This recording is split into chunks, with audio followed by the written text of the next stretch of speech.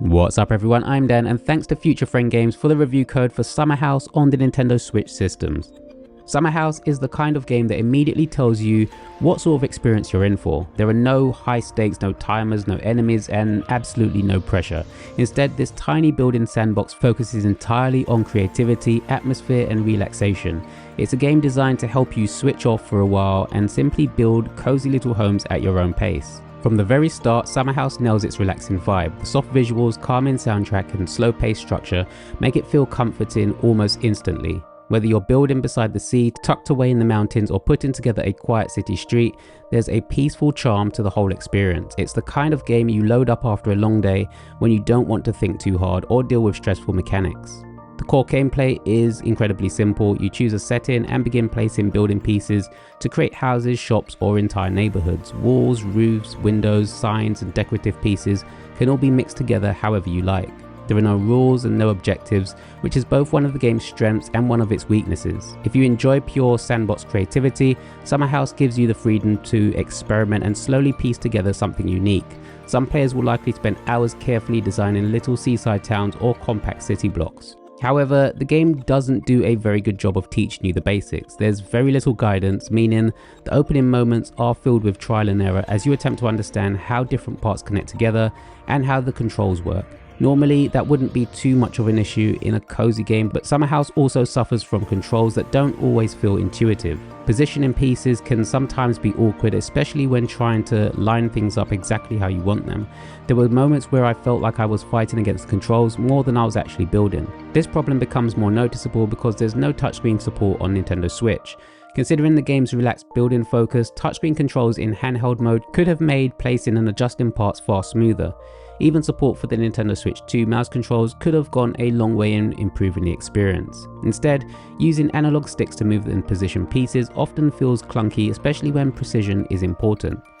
Despite those frustrations, I still found myself enjoying the game far more in handheld mode. There's something about sitting comfortably with the Switch in your hands while quietly building tiny homes that just suits the experience perfectly.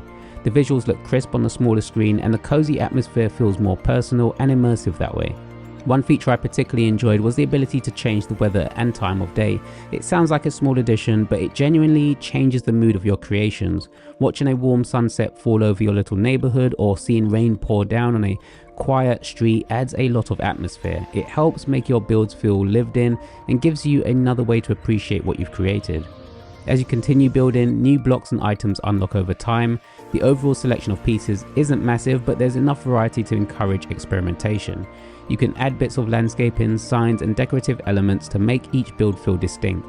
That said, the limited pool of objects does eventually start to show its limitations. Players hoping for an ultra detailed or endlessly deep building system may end up disappointed. That's really where Summerhouse becomes a very player dependent experience.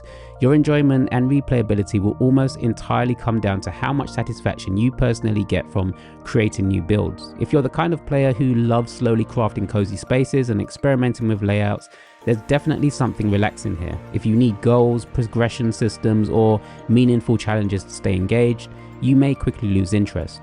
There's no real structure beyond building for the sake of building, and while that's intentional, it does mean the novelty can wear off fairly quickly for some players. Still, I appreciate what the developer was aiming for. This was clearly made with passion and with a very specific cozy audience in mind. The biggest thing working in Summerhouse's favor is its price. Because it's a cheaper game, it becomes much easier to recommend despite some of its drawbacks. You're getting a chilled out, low pressure sandbox that succeeds at delivering a calming atmosphere even if the controls and lack of tutorials hold it back from being as smooth as it could have been. Summerhouse won't be for everyone, but the players looking for a cozy creative experience that asks very little from you, it offers a relaxing little escape. It may not have endless depth or polished controls, but there's still something undeniably charming about quietly building tiny homes while soaking in its peaceful atmosphere. Summerhouse is out now on the Nintendo eShop, priced at $3.99 in the UK and $4.99 in the US. Have you played this one yet, and what do you think about it? Let me know your thoughts in the comments below. Thanks as always for watching, and until next time.